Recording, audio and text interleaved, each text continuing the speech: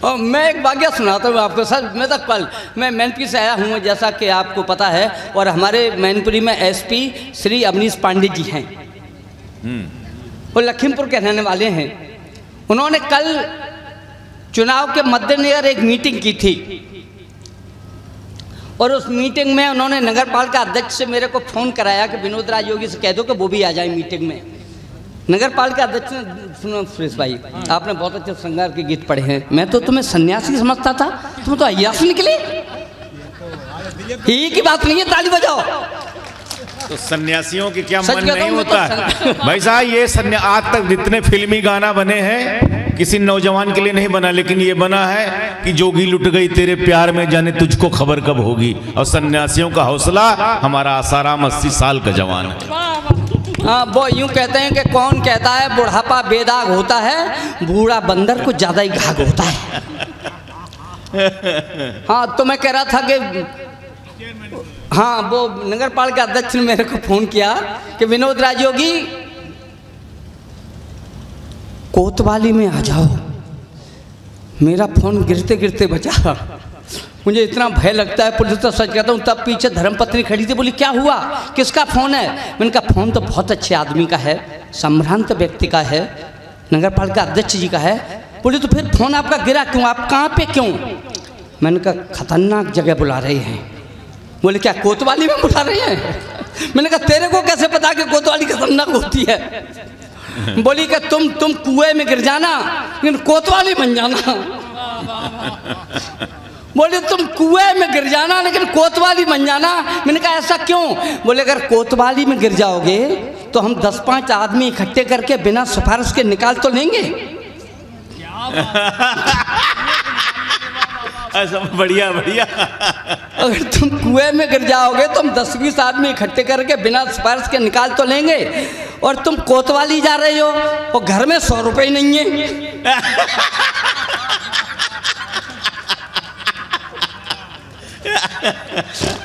ताली बजाओ तो दरवाजे के लिए। बहुत गजब अजब गजब। मैं आपका खैर कुछ भी कह लें, लेकिन मैं पुलिस का इसलिए अदब करता हूँ, मैं सच कहता हूँ।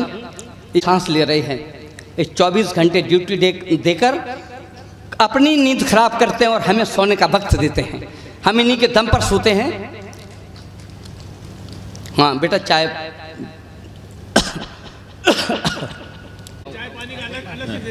हाँ अलग सा टाइम दे देना है, चलने दो। नहीं मिला था दरोगा जी, मुझे जिंदगी में कभी प्रेम नाम की चीज ही नहीं मिली साहब। मैं सच कहता हूँ, मुझे तो कभी मेरी पत्नी ने भी प्यार नहीं किया। कितनी भी ज्यादा घर में भरी हो चीज कोई, सुने, कितनी भी ज्यादा घर में भरी हो चीज कोई, पर हर चीज हमें नेक नेक देती है। बाज आ गया हूं मैं तो पत्नी की आदतों से, हमको हर एक चीज छेंक छेंक देती है। प्रेम प्रेम जाने नहीं ऐंठती है, रस्सी जैसी मांगने पर रोटियां भी फेंक फेंक देती है। वो उससे तो ज्यादा मेरी भैंस वफादार है, जो सुबह शाम दूध हमें रैंक रैंक देती है।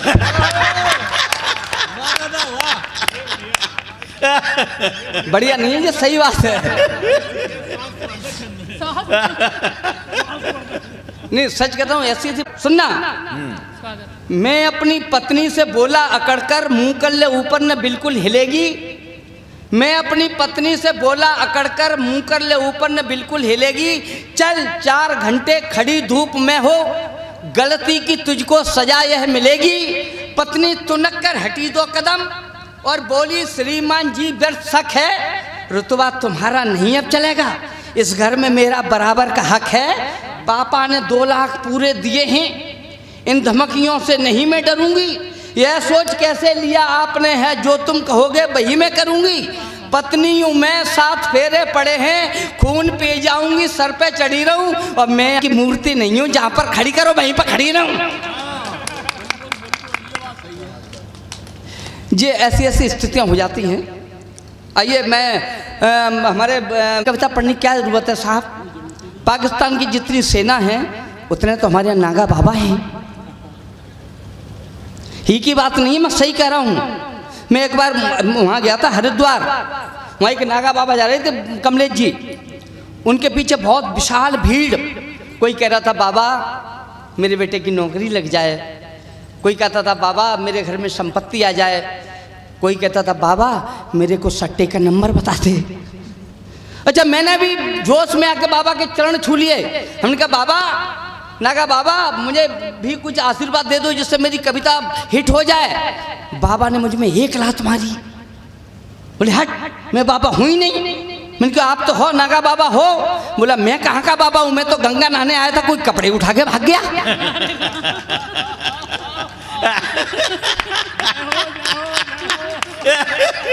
ये स्थितियां हैं देश की। मेरी बस्ती में एक बाबा जी आए, सुनना असली सुने, आनंद लें, अब मैं मूड में आ रहा हूं। मेरी बस्ती में एक बाबा जी आए, उन्होंने प्रवचन सुनाए। मानव शरीर नश्वर है, इसमें हड्डियां हैं, मांस है, खाल है, घर गृहस्थी जी का जंजाल है। इसमें हड्डियां हैं, मांस है, खाल है, घर गृहस्थी जी का जंजाल है। इससे नाता तोड़िए, परमपिता परमेश्वर से संबंध जोड़िए। उन्होंने इतने ऊंचे आध्यात्मवादी विचारों को छुआ कि हमारी बस्ती के रामलाल पर कुछ ज़्यादा ही असर हुआ। उन्होंने इतने ऊंचे आध्यात्मवादी विचारों को छुआ कि हमारी बस्ती के रामलाल पर कुछ ज़्यादा ही असर हुआ। वह सवेरे अपनी धर्मपत्नी को लाकर बोला, बाबा जी मैं भी बाबा होना चाहता हूँ, लेकिन ये पत्नी नहीं होने देती, इसे समझाइए, इसे भी प्रवचन सुनाइए। बाबा जी ने इतने प्रवचन सुनाए, इतने प्रवचन सुनाए कि सुबह शाम के अभ्यस्त हो गए। बाबा रामलाल तो बाबा नहीं हो पाया, बाबा जी ग्रस्त हो गए। ये स्थिति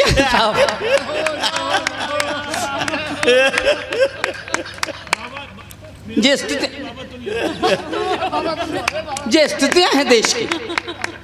हाँ, कविता पढ़ूं तो कहाँ से पढ़ूं? आइए 4 पंक्तियां और पढ़ता हूँ कि भैया इसको रिकॉर्डिंग मत करो, बहुत आवाज़ बहुत ज़्यादा खींच रहा है। कि हाँ सुने कि हर बच्चे को दूध क्रांति की घर घर कली खिलेगी। तो कैसी कैसी योजनाएं आती हैं। हर बच्चे को दूध क्रांति की घर घर कली खिलेगी, गांव गांव में अब गरीब को बकरी मुफ्त मिलेगी। गांव गांव में हर गरीब को बकरी मुफ्त मिलेगी। यह सरकारी हुई घोषणा, नई योजना आई। दीनू ने रुपया उधार लेकर फाइल बनवाई और हुई जांच पर जांच, बाद में लिस्ट गई थी टांगी।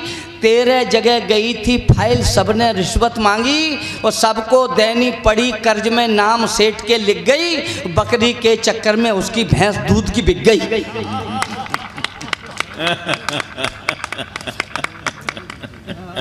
ही की बात नहीं है, मैं सच कहता हूँ मेरे भाइयों। हमने जीवन में एक ही केवल आवेदन किया। कमलेश द्विवेदी आप सुने, मैं आपको अपना दर्द सुनाता हूँ। आज पीसीएस का एक ही आवेदन हमने अप्लाई किया केवल सन 82 में, 82 में। उस पर 3 आदमी के हस्ताक्षर होने थे साहब। नंबर 1 बीडीओ साहब के, नंबर 2 तहसीलदार साहब के और नंबर 3 डीएम साहब के। हम अपना आवेदन लेके पहले बीडीओ साहब के पास पहुँचे। बीडीओ साहब के यहाँ बड़े आसानी से हस्ताक्षर हो गए। उसके बाद उनका जो बाबू बैठता, उसने कहा कि हस्ताक्षर हो गए, 100 रुपये लाओ। मैंने कहा 100 रुपये किस बात के भाई? कैसे मोहर लगवाने के? मैंने कहा मेरे पास तो 100 रुपये नहीं है। उन्होंने मेरी शर्ट उतार ली साहब। सच कहता हूँ आपसे, मेरा दर्द है। जब उन्होंने मेरी शर्ट उतार ली, उसके बाद मैं तहसील में पहुँचा। हमने तहसीलदार साहब से हस्ताक्षर कराए। उनका वो पीए बोला 200 रुपये लाओ। हमने कहा कि 200 रुपये होते तो वो हमारा ब्लॉक का बाबू हमारी शर्ट क्यों उतार लेता? बोला शर्ट दे आए, पैंट लाओ।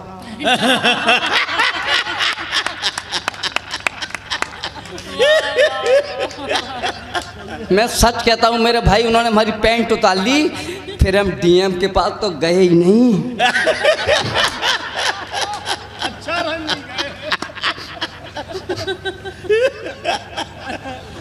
हम नहीं गए साहब।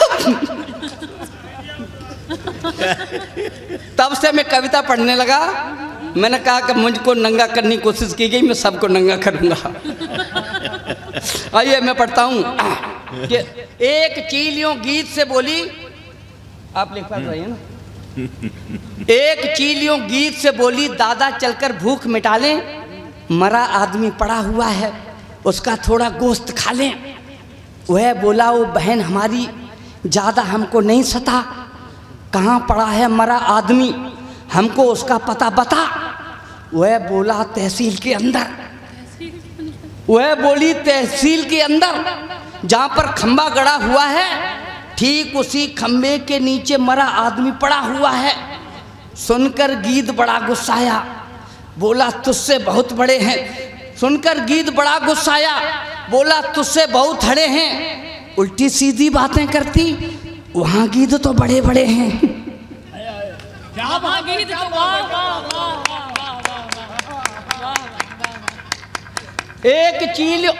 एक चीलियों गीत से बोली दादा चलकर भूख मिटा लें, मरा आदमी पड़ा हुआ है उसका थोड़ा गोश्त खा लें। वह बोला वो बहन हमारी ज़्यादा हमको नहीं सता, कहाँ पड़ा है मरा आदमी हमको उसका पता बता। वह बोली तहसील के अंदर जहाँ पर खंबा गड़ा हुआ है ठीक उसी खंबे के नीचे मरा आदमी पड़ा हुआ है। सुनकर गीत बड़ा गुस्साया, बोला तुझसे बहुत बड़े हैं, उल्टी सीधी बातें करती, वहाँ गीत तो बड़े बड़े हैं, उनसे टक्कर लेने में तो खुद चक्कर में आ जाएंगे। अरे हमें क्या मिलना है, उसे तो लेखपाली खा जाएंगे।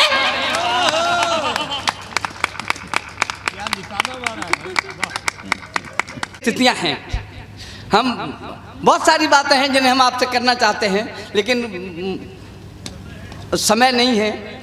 समय है इंस्पेक्टर वो मैं इंस्पेक्टर साहब का मैं बहुत अदब करता हूँ। आइए मैं 4 पंक्तियाँ और पढ़ देता हूँ। मैं आपसे इजाज़त चाहता हूँ साहब, आपसे इजाज़त। सुना मैं मगर वो मैंने कानपुर में जो पंक्तियाँ पढ़ी थी और वहाँ डीएसपी साहब बैठे थे अब वो रिवॉल्वर लेकर मेरे पास तक आने की कोशिश की उन्होंने। मैंने कहा भैया मुझसे गलती हो गई। बोले नहीं नहीं तुम तो पढ़ो, मैं उसे ढूंढ रहा हूँ जिसने तुम्हें बुलाया है।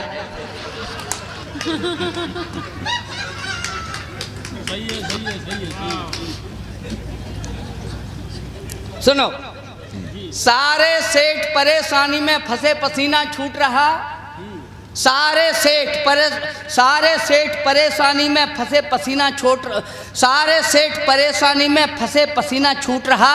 रोज किसी दुकान का ताला नियम पूर्वक टूट रहा। रोज किसी दुकान का ताला नियम पूर्वक टूट रहा। कहीं गांठ कपड़े की जाती, कहीं लापता बोरों का, कोई सुराग नहीं लगता था। 6 महीने से चोरों का। सब सेठों ने चुप चुप मीटिंग की थी, मत को आराम करो, ऐसे तो सब लुट जाएंगे, बुद्धिमता का काम करो। जहर मिलाकर बना मिठाई हर दुकान में रखवा दी, ठीक तिजोरी के ऊपर ही थोड़ी थोड़ी ढकवा दी। सुबह नगर में पता करेंगे कौन जहर से मरता है, चोर पकड़ में आ जाएगा, चोरी वही करता है। हुआ सवेरा ताला टूटा, करने का फल भोगा जी, मैं परिवार के मरे सुबह थाने के एक दरोगा जी। अरे भैया नहीं भाई साहब की तरफ मत देखिए। नहीं, जब मैनपुरी की बात है, उन्नाव की कोई जिक्र नहीं है। उन्नाव की पुलिस बहुत ही ईमानदार है। मैं सच कह रहा हूँ, मैं दावे के साथ स्टाम्प पे लिख सकता हूँ, उन्नाव की पुलिस बहुत ईमानदार है। एक पंक्ति और सुन लें साहब। वो आप रामनेश पाल साहब को जानते होंगे शायद, लखनऊ के। उन्होंने 4 पंक्तियाँ लिखी साहब, मैं कोट करता हूँ। कमलेश द्विवेदी जी मोबाइल बंद कर दिया करो सर, शरीफों की महफिल में मोबाइल चलाना अपराध होता है। ही की बात नहीं, मैं सही कह रहा हूँ। उन्होंने 4 पंक्तियाँ पढ़ी साहब, मेरे दिल पर उतर गई। मैंने सारे जीवन व्यंग लिखे लेकिन उस व्यंग तक मैं नहीं पहुँच पाया।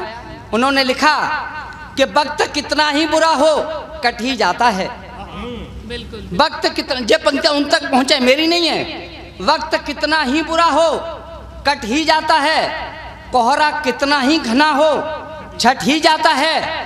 बाबू काम करने से कितना ही मना करे, लेने देने की बातों तो पट ही जाता है। उन्होंने लिखा और मैंने यूं लिखा इसी बात को, सुने कि कुत्ता मरा एक मालिक का जो चलता था सदा कार में, कुत्ता मरा एक मालिक का जो चलता था सदा कार में, सारे बाबू बुलवाए थे मृत्यु भोज के संस्कार में। नौकर बोला क्यों जी मालिक, जितने लोग बुलाए हैं इस टॉमी के संस्कार में बाबू ही क्यों आए हैं। नौकर बोला क्यों जी मालिक, जितने लोग बुलाए हैं इस टॉमी के संस्कार में बाबू ही क्यों आए हैं। मालिक बोला जैसे कुत्ते पूंछ हिलाकर खाते हैं वैसे ही साहब के आगे बाबू तुम्हें हिलाते हैं, वैसे ही साहब के आगे बाबू तुम्हें हिलाते हैं। इनको खाने से मतलब है इनको खाने से मतलब है भले बुरे का ज्ञान नहीं, कौन खिलाता क्या खाते हैं इनको कुछ पहचान नहीं। कोई सज्जन पुरुष भूलकर कभी नहीं आ सकता था, इस कुत्ते के मृत्यु भोज को और कौन खा सकता था।